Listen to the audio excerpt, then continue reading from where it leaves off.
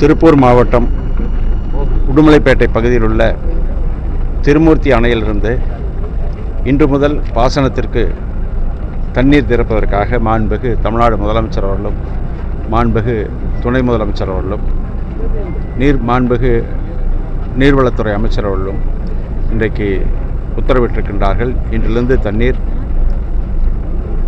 135 நாட்களுக்கு பாசனத்திற்காக தண்ணீர் திறக்கப்பட இருக்கிறது.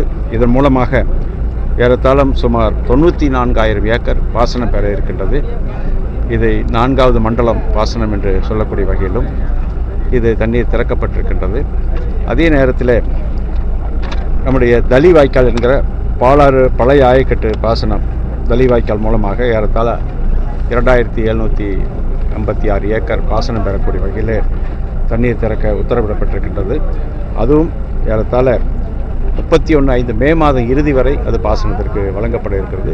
இதன் மூலமாக இந்த பகுதி இந்த அணையை நம்பி இருக்கக்கூடிய நீராதாரத்தை நம்பி இருக்கக்கூடிய விவசாயிகள் இதன் மூலமாக பாசனம் பெற்று அவருடைய வேளாண்மை சிறப்பாக செய்வதற்கும் அங்கு இருக்கக்கூடிய கால்நடைகள் வளர்ப்புக்கும் அதேபோல் பல்வேறு திட்டங்கள் குடிநீர் திட்டங்கள் இதன் மூலமாக மேம்படுவதற்கு வாய்ப்புண்டு. அதன் மூலமாக மக்களுக்கு குடிநீர் கிடைப்பதற்கும் வாய்ப்பு ஏற்படும்.